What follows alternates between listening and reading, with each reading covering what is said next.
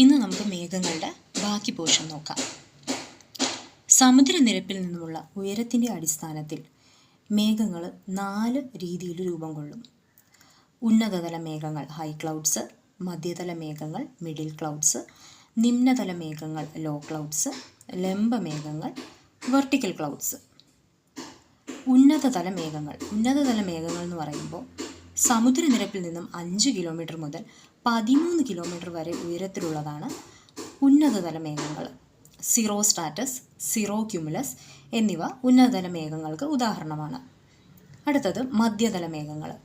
സമുദ്രനിരപ്പിൽ നിന്നും 2 കിലോമീറ്ററിനും 5 കിലോമീറ്ററിനും മധ്യ ഉയരത്തിൽ കാണപ്പെടുന്ന മേഘങ്ങളാണ് മധ്യതല മേഘങ്ങൾ. നേർത്ത പാട പോലെ ആകാശത്തെ മൂടി കാണപ്പെടുന്നു. ഇവ മഴയ്ക്കും കാരണമാവാറുണ്ട്. ആൾട്ടോ സ്ട്രാറ്റസ്, ആൾട്ടോ ക്യുമുലസ് എന്നിവ മധ്യതല മേഘങ്ങൾക്ക് ഉദാഹരണമാണ്. ഇതിൽ ആൾട്ടോ ക്യുമുലസ് എന്ന മേഘം എന്തിൻ്റെ സൂചനയാണ്? കൊടുങ്കാറ്റിൻ്റെ സൂചനയായിരിക്കും. പലപ്പോഴും കൊടുങ്കാറ്റിൻ്റെ സൂചനയായിരിക്കാം ആൾട്ടോ ക്യുമുലസ് മേഘങ്ങൾ. നിമ്നതല മേഘങ്ങൾ. സമുദ്രനിരപ്പിൽ നിന്നും 2 കിലോമീറ്റർ വരെയുള്ള ഭാഗത്ത് രൂപം കൊള്ളുന്ന മേഘങ്ങളാണ് നിമ്നതല മേഘങ്ങൾ.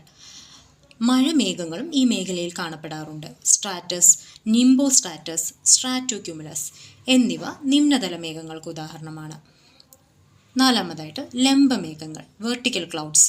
അന്തരീക്ഷത്തിൻ്റെ താഴ്ന്ന തലങ്ങളിൽ തുടങ്ങി മിനിറ്റിൽ 250ഓളം മീറ്റർ മുകളിലേക്ക് ഉയരുന്ന മേഘങ്ങളാണ് ക്യുമുലോ നിംബസ്, പൈറോ ക്യുമുലസ് എന്നിവ ഈ ലംബമേഘങ്ങൾക്ക് ഉദാഹരണമാണ്.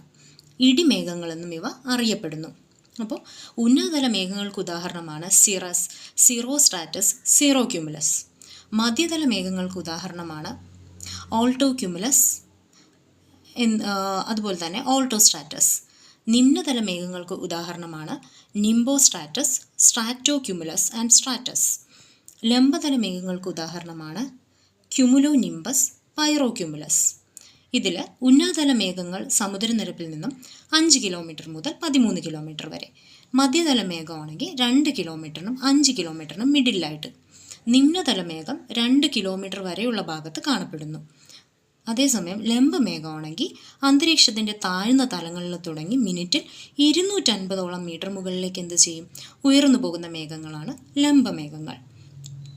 രൂപത്തിൻ്റെ അടിസ്ഥാനത്തിലാണ് പ്രധാനമായും 4 വിഭാഗങ്ങളായിട്ട് ലൂക്ക് ഹൊവാർഡ് എന്ന ശാസ്ത്രജ്ഞൻ മേഘങ്ങളെ തരംതിരിച്ചിരിക്കുന്നത്. Cirrus, cumulus, nimbus, Stratus.